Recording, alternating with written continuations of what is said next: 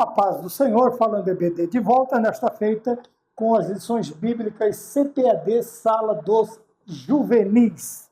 Vem nos lembrando do tema do trimestre, uma viagem pelo Novo Testamento. Hoje nós iremos tratar da lição de número 7. Esta lição vai ser ministrada nas igrejas no dia 18 de maio de 2025 e traz por tema o Evangelho de Marcos.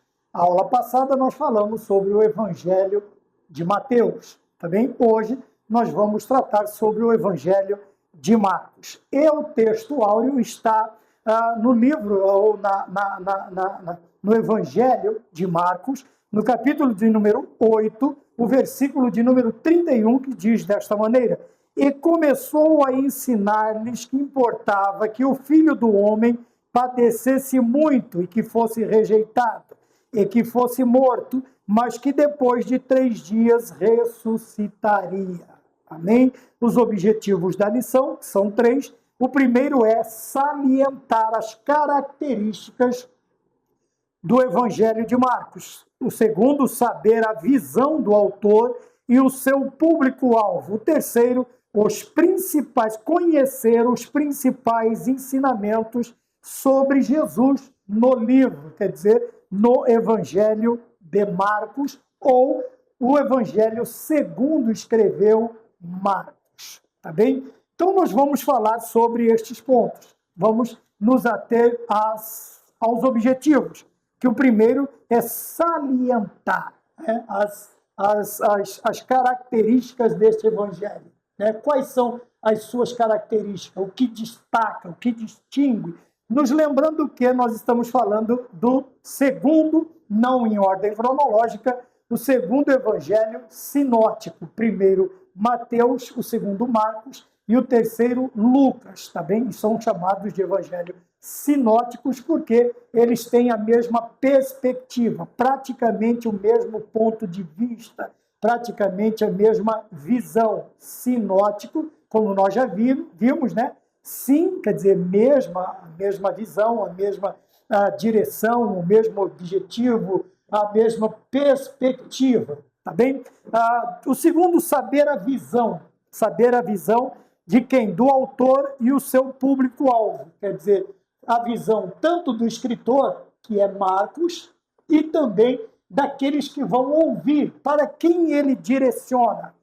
Quer dizer, apesar de este evangelho, ele abranger o mundo, ele abarcar o mundo, apesar de tudo isto, mas no momento, vamos dizer assim, havia um público-alvo, um público principal, tá bem? Um público principal. E nós vamos ver quem são estes, ou quem é este público que Marcos, ele apresenta a sua visão, quer dizer, o seu ponto de vista, tá bem? E também conhecer os principais ensinamentos, o que é ponto de doutrina, ponto de ensinamento, como foi este ensinamento, quais a técnica usada para ensinar, qual foi a forma, praticamente dos 3 evangelhos é a mesma, né? Parábolas, figuras, o Senhor usando momentos do cotidiano judeu, né? No caso, o Senhor está pregando em Israel, então ele fala de ovelhas, que faz parte do cotidiano, ele fala de azeite, ele fala de azeitonas, ele fala de figos, ele vai falar de tudo aquilo que está relacionado, ovelhas, pastor, aprisco, portas, quer dizer, ele vai usar, né, a sua didática, dentro da sua didática, ele vai usar elementos que fazem parte do cotidiano daquele povo. Fazendo isto, ele torna o conhecimento, a assimilação, o entendimento um pouco mais fácil. Ele deixa um pouco mais fácil, né? Ele já está mais fácil porque o Senhor está falando conosco, homens, sobre algo do céu. Quer dizer, já quando ele chama a atenção de Nicodemos, ele diz: e se eu dissesse, então, se eu falasse das coisas do céu, ou usasse uma linguagem celestial, aí é que você não entenderia mesmo. E ainda facilitando ainda mais ele vai usar o nosso cotidiano, aquilo que nós temos costume, aquilo que faz parte do nosso dia a dia, para que a nossa compreensão ela se torne mais fácil ainda. Tá bem? Então, nós vamos ver estas características, nós vamos ver a visão, nós vamos entender, né, a perspectiva do escritor para o seu público-alvo, né, apesar de que, como eu já disse, se fosse assim, teria sido limitada só aos cristãos perseguidos de Roma, ou os romanos, né, e não é isso. Tá bem? Porém, naquele momento, era um alento, era um conforto, né, era um consolo da parte de Deus inspirar Marcos para escrever desta forma para este público-alvo. E falar sobre os ensinamentos, quer dizer, aquilo que é doutrina para o nosso dia a dia. Não somente vai falar sobre costumes, mas os costumes são locais, eram judaicos. Mas a doutrina, ela é geral, ela é para a igreja. É por isso que tem a doutrina primária e a doutrina secundária. A doutrina primária é o que a Bíblia ensina. A doutrina secundária são os costumes das igrejas, que são os pontos aí de brigas que nós vemos constantemente. Tá bem? Então, eu separei aqui, já na primeira, o texto principal. Tá bem? A visão, a perspectiva deste evangelho é fazer isto aqui. Olha, ele apresenta Jesus Cristo como o Filho do Homem. Enquanto Mateus apresenta da genealogia real, quer dizer, dos reis, e apresenta Jesus Cristo como rei, o Marcos ele vai apresentar o Senhor Jesus Cristo como servo sofredor. Por quê? Vamos na introdução. Porque o seu público-alvo são os cristãos perseguidos de Roma, quer dizer, os romanos. E Marcos também é romano, tá bem? Marcos também é romano, assim como Lucas, nós vamos ver aqui, esta era grego, tá bem? Nenhum dos dois foram apóstolos, tá? Então nós começamos a destacar aqui a visão que Marcos está, o ponto de partida, a perspectiva, o ponto de vista, para que os romanos, ou os cristãos, agora os gentios romanos, eles entendam por que estão passando por tudo aquilo. Então ele apresenta Jesus Cristo como o modelo principal de perseguido. Para quê? Para que a igreja não se esmoreça, a igreja de Roma, ela não se esmoreça mediante ou diante das perseguições que são terríveis, né? Nós vemos aqui, no caso, principalmente, Paulo sendo decapitado por Nero. Esse tempo, Nero ele incendeia uma boa parte de Roma, num pensamento, numa estratégia, e como ele não consegue fugir, ele coloca a culpa nos cristãos. Então, agora os cristãos são o alvo de todos os romanos para a perseguição. E eles não estão entendendo. Então, Marcos vai agora explicar. Ele vai trazer a perspectiva, vamos dizer, a inspiração do Espírito Santo, a perspectiva, no ponto de vista de Deus, o que é que está acontecendo com ele? A visão do autor. Então, ele fala que importava que Jesus Cristo padecesse, fosse rejeitado, fosse morto. Veja, era tudo o que eles estavam passando. Eles estavam padecendo, eles estavam sendo rejeitados, os romanos já não aceitavam mais, ainda que fossem romanos também, mas eram cristãos. Havia essa pecha, essa diferenciação, essa discriminação. Vocês são cristãos, vocês são seguidores de Cristo, e o panteão romano, os deuses romanos, estão revoltados contra nós por causa de vocês e do seu Deus. Agora eles vão padecer perseguição. Eles são rejeitados, apesar de serem da mesma nação, mas são rejeitados como romanos.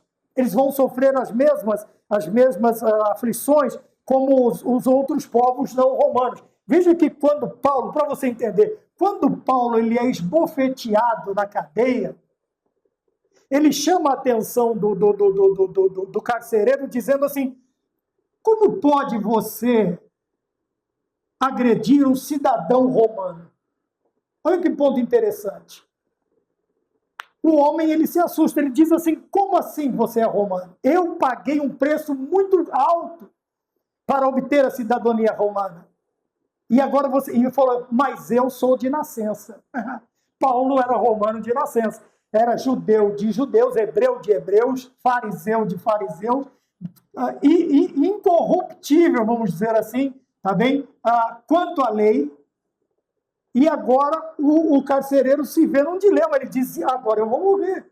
Por quê? Veja, vocês prenderam um romano. Vocês têm problema? O que vocês têm na cabeça? E eu acabei de bater no homem. Então, Paulo aqui ele suscita algo que traz a ele não um conforto, mas uma diferenciação. Mas agora esta questão já não faz mais tanta diferença. Por quê? Porque eles são rejeitados como romanos, porque, segundo os romanos, agora eles estão sofrendo perseguição dos deuses por causa do Deus dos cristãos, por causa do Jesus Cristo dos cristãos. Então, eles serão rejeitados. Veja, Cristo importava que ele padecesse, que ele fosse rejeitado por muitos, que ele morresse, mas ao final vem a alegria, que é a ressurreição. Depois de 3 dias, ressuscitasse. Quando Marcos ele exemplifica Jesus Cristo desta maneira para esta igreja que está sendo perseguida, os gentios em Roma, eles agora têm o quê? Eles têm um consolo. Ele diz, o nosso mestre participou das mesmas coisas. O nosso mestre, veja, isso a lição chama de visão, tá? Da perspectiva do autor. Quem é o autor? É Marcos. O autor é Marcos. Então, veja, o ponto de vista dele é mostrar que, veja, vocês estão sofrendo, padecendo, sendo rejeitados, mortos, mas veja, o Senhor Jesus Cristo, olha o tema, não estou adiantando demais, o servo sofredor também passou por isso. Tá bem? Quem é o servo sofredor? E ele fala para eles, olha, é o nosso Senhor Jesus Cristo. Então fiquem tranquilos, consolai-vos uns aos outros com estas palavras. Então tá, começando no ponto de número 1, nós vemos então a visão do autor é o tópico de número 1. A primeira ensino que nós temos é que ele não foi apóstolo. Ora, se ele não foi apóstolo, como é que ele escreve? Como é que ele tem autoridade? Esta autoridade que Paulo luta praticamente a sua vida toda com a igreja de Corinto para que eles aceitassem o apostolado dele. Eles não aceitavam o apostolado de Paulo. Era uma oposição constante contra este grande homem de Deus, por um simples fato. Ele não andou com Cristo. Mas veja, Marcos também não. Então, como é que ele escreve? Assim como Lucas também não. Mas esses dois têm características interessantes. Qual foi? O acesso que eles tiveram a quê? A fontes primárias. O que é uma fonte primária? É algo de primeira mão. Então, eles aprenderam com quem? Com os apóstolos. Ora, e aprendendo com os apóstolos, eles se tornaram, mediante a este grande esforço de aproveitar ao máximo o acesso que eles têm ao material, à história, a tudo que os pais da igreja, os principais, Pedro, Tiago e João, né, estão. Nós vemos que Marcos também tem este privilégio, assim como Lucas. Se você assistir aquele filme Paulo, o apóstolo de Cristo, você vai ver que o governador chama sempre Lucas de grego. Né? Sempre, o destaque dele é falar assim, chama o grego, quer dizer, chama o Lucas. A filha dele está muito doente, Lucas é médico, mas ele nunca, até ele reconhecer o poder de Cristo, ele vai chamá-lo de grego. E depois, obviamente, né, infere-se que... Não, deixa quieto, não se infere nada. Então, se ele não foi apóstolo, o que deu autoridade a ele para escrever é o acesso que ele tem a fontes primárias. Tá bem? Quer dizer, ele foi buscar conhecer o Senhor Jesus Cristo através da narrativa dos principais, dos primeiros, daqueles que andaram com ele. E não era aquele negócio de fazer uma pergunta por dia. Tá? Eu acho que ele sentava ali no pé do apóstolo e ficava o dia inteiro pesquisando, procurando, lendo, conversando, anotando, criando, até que ele faz. Lucas, ele vai dizer aqui, né? Fiz o primeiro tratado ao Teófilo lá em Atos dos Apóstolos. Em Atos dos Apóstolos. Qual é o primeiro tratado? É a carta que nós vamos, ou o evangelho que nós vamos estudar, se o Senhor Deus quiser, a semana que vem. Tá? Então, veja, então Marcos tem acesso, por ser um estudioso, não é um curioso, ele é um estudioso. E ele vai a fontes primárias, ele não vai buscar conhecimento em qualquer paroleio, de maneira nenhuma. Ele vai às fontes primárias, ele vai aos documentos, vamos dizer assim, originais. Ele vai a fontes fidedignas. Tá? Ele não vai em qualquer lugar, qualquer boca de porco aprender, não. Ele vai aprender com os melhores. E dentro deste acesso, veja, ele também conhece bem sobre quem ele escrevia. Tá? Veja que esse acesso lhe deu também um conhecimento muito grande sobre quem ele escrevia. Sobre quem ele escrevia? O servo sofredor. Quem é o servo sofredor? Jesus Cristo de Nazaré. Ele passa a conhecer, ele tem aquela sensação, aquele conhecimento. Sabe quando a gente tem um determinado conhecimento, ou adquire um determinado conhecimento, que parece que estivemos ali? Eu já ouvi pessoas falando assim, fulano prega de uma tal maneira que parece que ele estava lá, parece que ele viu. É mais ou menos esta ideia, sabe? A pessoa conseguir explanar, expressar, explicar de uma tal maneira que as pessoas dizem, mas como é que você conhece? Você estava lá, você viu? Não, eu estudei. E este acesso que Marcos tem, dá a ele um conhecimento tal de quem ele escrevia, que quando as pessoas olhavam ouviam sua mensagem, as pessoas sabiam, vamos tirar aqui essa frase e continua falando sobre Marcos, mas as pessoas conseguiam conhecer esse Jesus Cristo, de quem era a mensagem. Não era uma mensagem de um apóstolo ou agora de Marcos, é uma mensagem que vem direta de Deus, é uma inspiração divina. É uma inspiração divina. Então veja, eu vou agir como Paulo, eu conheço um homem que já ouviu essa frase. Você fala de uma maneira, você prega de uma maneira que parece que você estava lá, parece que você viveu nesse tempo. Tá? Isto vem do quê? Vem do aproveitamento, apesar de alguns pontos aparentemente contrários a ele, mas ele se aproveita, não como um aproveitador, mas como um estudioso que se dedicado, a extrair o melhor daquilo que tem diante dele, a tal ponto dele conhecer bem sobre a pessoa e saber também de onde veio a mensagem desta pessoa. Tá bem? Ele sabia que ele estava falando de Cristo e sabia que a mensagem não era de qualquer um, mas era a mensagem de Deus.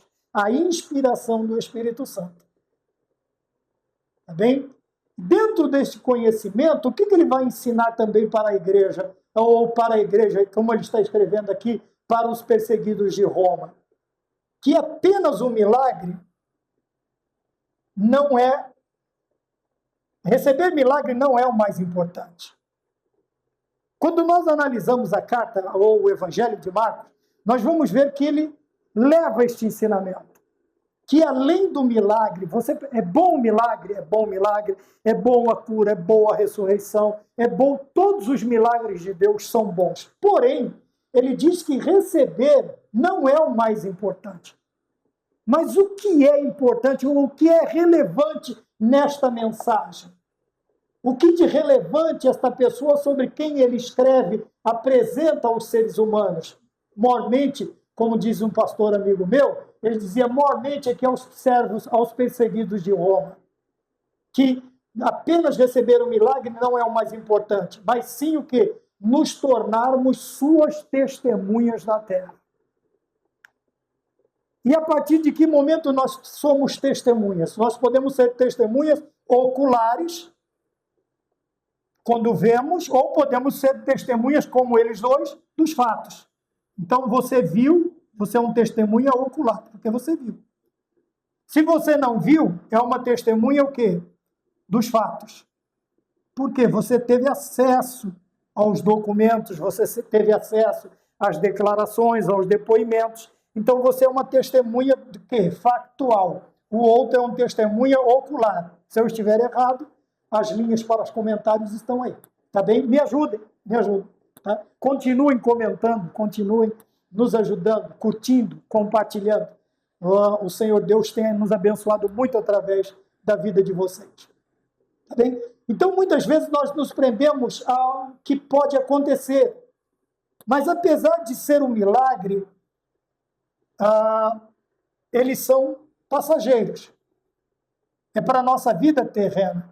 Mas sermos uma testemunha de Cristo nos torna o quê? Um provável habitante dos céus. Porque nós fomos transformados pela mensagem que nos foi pregada.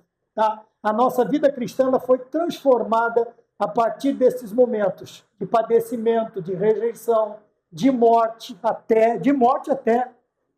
Porém, essa morte para nós, ela passa a ser o quê? Ela passa a ser uma oportunidade. Tá? Não é um fim sem nenhum tipo de... Mas este fim é o começo para a nossa nova vida, que nós obteremos através da ressurreição do nosso corpo, que foi a aula que nós ministramos, ou foi na Betel Dominical, ou a CPAD Adultos. Depois, se você puder, dê uma olhadinha. Bem, falamos então da visão do autor, as suas condições, como ele apresenta, o que ele apresenta, o que ele quer chamar a atenção, e vamos para o ponto de número 2, que diz sobre o público-alvo. Então, nós já falamos bastante coisa. Né? São os romanos, a igreja perseguida, os cristãos perseguidos em Roma. O tema é o servo sofredor, porque a igreja perseguida ela tem que entender por que ela está sendo perseguida. Por que ela está padecendo, sendo rejeitada, está morrendo? A ressurreição vem depois. Tá bom? Tem que entender. Mas, acima de entender, tem um grande exemplo. Esse é o nosso sumo exemplo. É o nosso grande exemplo. É o exemplo majoritário para as nossas vidas. Quem? Jesus Cristo.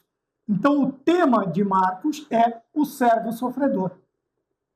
Por quê? Porque ele está escrevendo à igreja por causa dos cristãos gentios em Roma, que estão sofrendo perseguição. Veja, Paulo é decapitado, cristãos são queimados em via pública, né? Devorado por bestas feras no Coliseu, por gladiadores. Por isso que diz, cortados ao fio da espada, né? São devorados por feras. Nós vamos ver isso tudo, tá? Na carta escrita aos Hebreus, que leva também e traz a explicação do Antigo Testamento, principalmente do Pentateuco. Tá? Está ali na carta escrita aos Hebreus. Então, veja, o público-alvo é a igreja gentílica ou gentia, no caso, a igreja que está em Roma, composta majoritariamente por romanos convertidos que agora sofrem perseguições, rejeição e morte. Mas tudo isso tem que ter um significado. Então, Marcos dá um significado para tudo isso. Por que vocês estão sofrendo? Porque vocês têm como exemplo o servo sofredor. Tá? Se você for em Isaías também, no capítulo, 53, acho que é 53, né? O servo sofredor. Nós vamos ver a mesma ideia, o mesmo pensamento, tá? A mesma perspectiva, a mesma visão. Tá bem? Isaías explicando para o eunuco de Candace, mas não porque ele estava sofrendo, mas ele estava lendo esta passagem. Aliás, perdão. Nós vamos ver o diácono explicando para o eunuco de Candace no caminho que está deserto. Desculpa, Felipe. Mas Isaías 53 também fala do servo sofredor. Então, nós precisamos prestar atenção, principalmente, veja, na visão. Por que ele escreveu? Para quem ele escreveu? Como ele escreveu? Tá bem? Qual era o alvo da sua escrita? No caso, o público. Então, são os romanos. Tá bem? A igreja de Roma que está sofrendo. Então, nós temos aí o público-alvo. Tá? Mateus escreve para os judeus, Marcos para os romanos, Lucas vai escrever para os gregos e João escreve para a igreja. Por isso ele está fora dos evangelhos sinópticos. Tá bem? Vamos ver o ponto de número 3. Agora as características. Tá bem? O que destaca? O que ele traz da pessoa bendita de nosso Senhor Jesus Cristo? Quais as características do livro? Primeiro, ele vai falar, ele apresenta Jesus Cristo, nós já dissemos, como servo sofredor. Tá bom? Depois ele apresenta o Senhor Jesus Cristo como aquele que tem uma íntima compaixão, ele se condói lá no íntimo, na alma. Tá? Ele é compassivo de uma tal maneira que penetra o mais profundo do seu ser, quer dizer, do ser de nosso Senhor e Salvador Jesus Cristo. Ele tinha esta íntima compaixão pelas pessoas. Depois, ele apresenta também Cristo que se condói. Veja, apesar de uma situação difícil, olha, com a dureza de coração, apesar da dureza de coração, o Senhor se condói das pessoas. Veja que essa compaixão agora vira não uma condolência, né?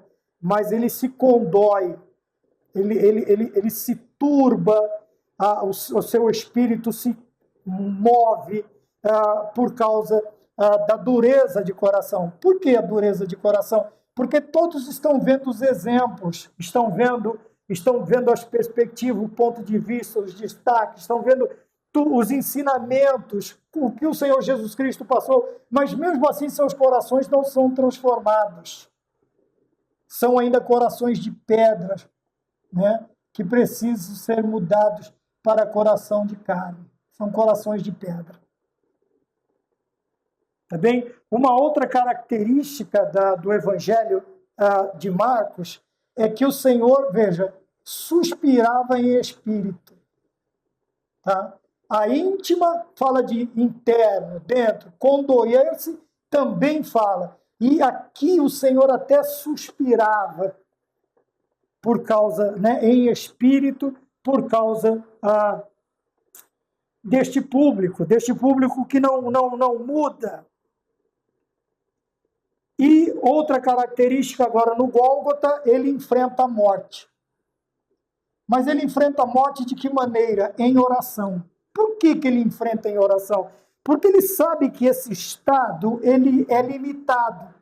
Esse momento ele é limitado. Por que ele é limitado?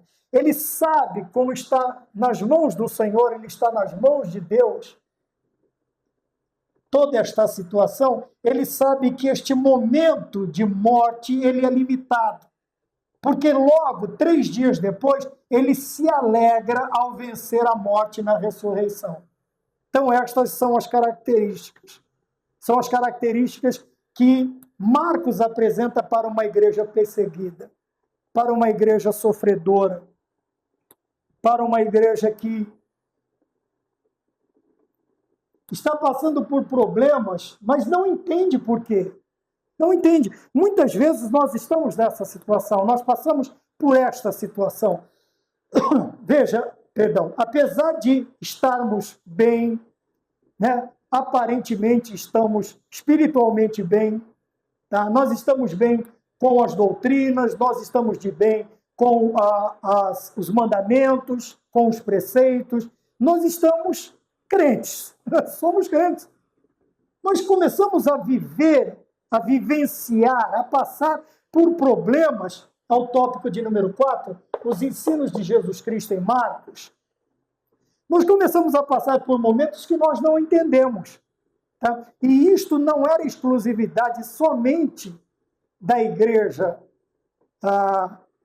agora perseguida em Roma, ou dos primeiros dias, ou do primeiro século. Não, isto também é transportado para os nossos dias.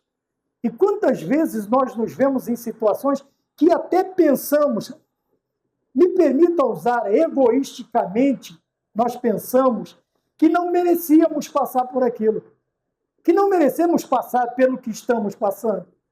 Mas veja, o que Marcos faz? Ele nos apresenta Jesus na mesma situação. Ele não tem pecado, ele não transgrediu, ele é Deus, ele deu a sua vida por... E mesmo assim ele está passando por todas essas coisas. Então o que ele está dizendo para a igreja, para os cristãos perseguidos de Roma? Ele está dizendo, veja, o que o Senhor Jesus quer te ensinar é que ele, sendo Deus, ele passou pelas mesmas coisas que vocês estão passando. Como Marcos estivesse dizendo assim, veja, pensem diferente, vocês são privilegiados por passarem por estas situações, por serem achados dignos de sofrer as mesmas perseguições, como disse o apóstolo Pedro, que os vossos irmãos também passam em todo o mundo, todos os crentes passam pelas mesmas provações que vocês. Então, muitas vezes nós achamos que é injustiça, que o momento que nós estamos vivendo, ou os vários momentos que vivemos, é injusto, porque nós não merecíamos aquilo. Veja, agora olhe para a perspectiva de Marcos. Jesus também não merecia. Mas mesmo assim ele vem para ser o servo sofredor. E muitas vezes nós nos indignamos, nós nos entristecemos, nós choramos. Tá? E nós até sentamos à beira do caminho para fazer birra, porque não entendemos determinadas situações. Mas quando nós olhamos, né, nós vamos ver que é próprio da vida do seguidor de Cristo, porque Cristo passou por isso, o padecer muitas perseguições, o ser rejeitado por muitos, e até mesmo a morte. Tá? Sendo esta última o único canal que nós temos para ser levado para os braços de Deus, ou o arrebatamento da igreja. Não há outra forma, são as duas formas de nós irmos para Deus. Ou vamos ser arrebatados, transformados, ou seremos ressurretos, ou participaremos da ressurreição dos santos. Então vejam bem, e na vida do cristão é diferente? Não, não é diferente. Não pode ser diferente. Se a vida do cristão ela não é pelo menos próxima da vida de Cristo, daquilo que ele passou, nós não poderemos nos considerarmos cristãos. Por quê? Veja, isto são características. Vamos usar agora as palavras para uma aplicação pessoal. São características do verdadeiro cristão. A visão, a perspectiva do crente ao aceitar a Jesus Cristo não é viver um mar de rosas. Há pouco tempo atrás tinha uma música que dizia: pregadores de rosas, pregue os espinhos também. Pregue que Deus é amor, mas é justiça também. Porque a fé sem as obras para Deus nenhum valor ela tem. Então veja, a visão, veja, a perspectiva, vou usar veja mesmo. Então veja, a perspectiva, o ponto de vista do cristão é o ponto de vista de Paulo. Aqueles que quiserem viver piamente, piedosamente, quer dizer, a partir do momento de pio, de santo, tá bem? De você considerar em autoestima as coisas referentes a Deus, a sua casa, a palavra, tá bem? Quando nós quisermos viver desta maneira, nós padeceremos perseguições. Perseguições, tá bom? Então esta já é a visão do crente que entende o evangelho completo, não o evangelho pela metade, não o evangelho da prosperidade, não o evangelho das bugigangas, né? Da lasca de cruz, de lasca de... Ninguém sabe nem de onde veio aquele pedaço de madeira e sai aí feito uns desesperados. É sal não sei da onde, é água não sei da onde, é porta não sei da quê, pedra não sei da onde, e um gigante de papelão. Quer dizer, é um papelão de verdade, é um papelão de verdade. Mas o cristão que tem a sua visão mudada e moldada pelo Espírito Santo de Deus, a perspectiva dele é diferente. Ele sabe que ele vai padecer tudo isto e, quiçá, chegar até a morte. Mas não termina aqui para o cristão genuíno. Por quê? A doutrina, os ensinamentos de Jesus Cristo, neste Evangelho de Marcos, é o quê? Apesar de tudo isto, ainda resta uma esperança. Qual é a esperança? A ressurreição dos santos. A ressurreição dos santos. Tá? E aí, quando nós temos estas características, temos esse ponto de vista, né, porque nós entendemos os ensinamentos de Cristo. as doutrinas exaradas pelas Sagradas Escrituras para a nossa vida. Obviamente, nós seremos um cristão diferente. Seremos cristãos diferentes. Por quê? Porque a nossa vida não estará ligada a circunstâncias. A nossa vida estará ligada a Cristo. Tá? E quando nós estamos, na aula que vai ao ar junto com esta, dos jovens da editora Betel, nós falamos sobre essa disposição de se entregar a Deus. De se colocar diante de Deus e dizer a Ele, eis-me aqui, Senhor. Assim como disse Isaías, assim como disse Samuel, ainda em tenra idade, sem conhecer ainda a voz do Senhor, mas foi instruído por Eli a dizer assim, fala, Senhor, porque o teu servo ouve. Fala porque o teu servo ouve. Quer dizer, nós precisamos aprender. E isto nós vamos ter o quê? Como que nós vamos aprender? Buscando acessar fontes fidedignas, as Sagradas Escrituras, escritores realmente comprometidos com a verdade, com a doutrina, com a palavra de Deus. E a partir deste momento aqui, este outro momento vai ser subsequente, quer dizer, nós vamos conhecer de quem estamos falando, de quem estamos escrevendo, de quem estamos pregando. Nós não vamos só saber a história de Jesus, mas nós conheceremos o Jesus Cristo da história, que é muito mais relevante. Conhecer a Cristo. Por isso Pedro diz, conheçamos, crescendo na graça e no conhecimento de nosso Senhor Jesus Cristo. Crescendo na graça e no conhecimento. Aí Oséias vai dizer, né? Conheçamos e prossigamos em conhecer ao Senhor. Conheceremos de quem estamos falando e sabemos o que estamos falando, de onde vem. Que vem de Deus, que são palavras inspiradas. E quantas vezes nós pregamos, inspirados pelo Espírito Santo, e as pessoas aceitam a Cristo como seu Salvador, eles são convencidos pelo Espírito Santo dos seus pecados, do pecado, do juízo e da justiça. Tá bem? Então nós vamos também, depois de conhecer o Jesus da história, e sabemos que a mensagem que pregamos, ela está vinda diretamente da parte de Deus. Nós vamos também lembrar que existem muitas coisas importantes, mas que não são tão relevantes, que são os sinais. Existem pessoas, cristãos, que são movidos por sinais, eles andam por sinais. Ah, fulano de tal está fazendo tal coisa, ali corre todo mundo para lá. Fulana de tal está fazendo isso, é dente de ouro, é dente de prata, é dente de alumínio, de latão, dente de ferro, é tudo isto.